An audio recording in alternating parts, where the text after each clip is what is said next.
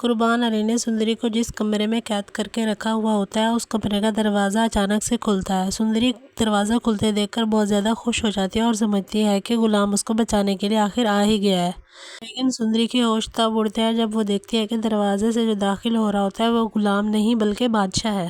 بادشاہ کو دیکھ کر سندری کے سارے جذبات پر پانی پھر جاتا ہے، لیکن سندری بادشاہ کے ساتھ جانے سے انکار کر دیتی ہے۔ بادشاہ غصے میں آ جاتا ہے تو سندری کہتی ہے، تمہارے ساتھ جانے سے تو اچھا ہے میں قربان علی کی بات مان لوں اور اس سے نکاح کر لوں، کیونکہ قربان علی میری نظر میں تم سے 70 گنا بہتر شخص ہے۔ کم از کم وہ اپنے بھائی کا تو ہے۔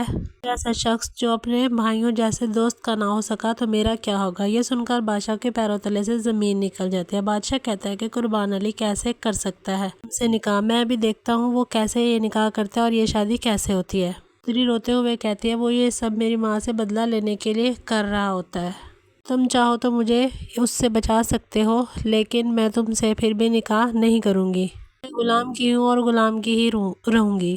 بادشاہ فوراً سندری کو حویلی لے جاتا ہے۔ دوسری طرف جب قربان علی کو پتہ چلتا ہے کہ بادشاہ نے سندری کو بچا لیا تو اب سندری کو قربان علی کی قید سے آزاد کروا لیا ہے تو وہ فوراً بادشاہ کے پیچھے حویلی پہنچتا ہے۔ اس کا یہ ارادہ ہوتا ہے کہ وہ اپنی طاقت استعمال کرے گا، بادشاہ کو پھر سے اپنے قدموں پر گرانے پر مجبور کر دے گا، لیکن جیسے ہی وہ حویلی پہنچے تو حویلی کا ماحول بدلا ہوا ہوتا ہے۔ قربان علی کی حقیقت جان کر بادشاہ کا باپ غصے میں ہوتا ہے۔ قربان علی بنا ڈرے سامنے کھڑا ہو جاتا ہے اور ایک ہی بات کرتا ہے، اگر بادشاہ نے سندری کو میرے حوالے نہ کیا تو قربان علی اس کا حویلی کی نسل کو ہی ختم کر دے گا۔ یہ سنتے ہی بادشاہ طیش میں آ جاتا ہے اور مورخ کا ہاتھ پکڑتا ہے اور اسے اس کے باپ کے سامنے لا کھڑا کرتا ہے۔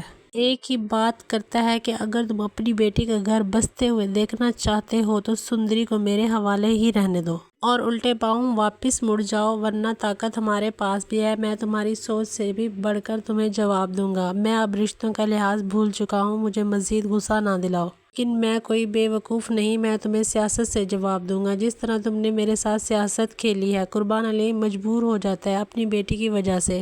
اچھا مورخ سے کہتے ہیں، اگر وہ میری زندگی میں رہنا چاہتی ہے تو اپنے باپ کے آگے ہاتھ جوڑ کر اسے جانے کو کہے، ورنہ اسے ابھی چھوڑ دوں گا۔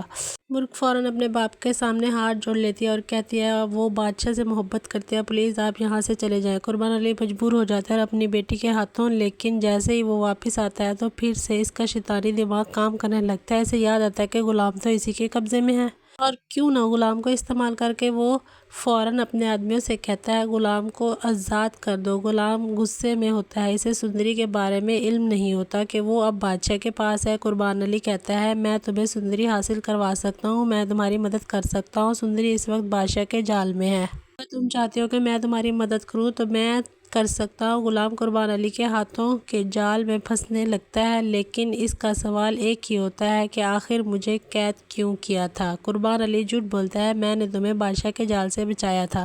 اس دن بادشاہ تمہیں ڈھونڈ رہا تھا اور اس کا ارادہ ٹھیک نہیں تھا، وہ تمہیں ختم کر دینا چاہتا تھا۔ اگر تم ختم ہو جاتے تو سندری کو کیسے حاصل کرتے۔ قربان علی غلام کو اپنی ہاتھوں کے جال میں پھنسا لیتا ہے اور یہی اس کی سب سے بڑی کامیابی ہوتی ہے۔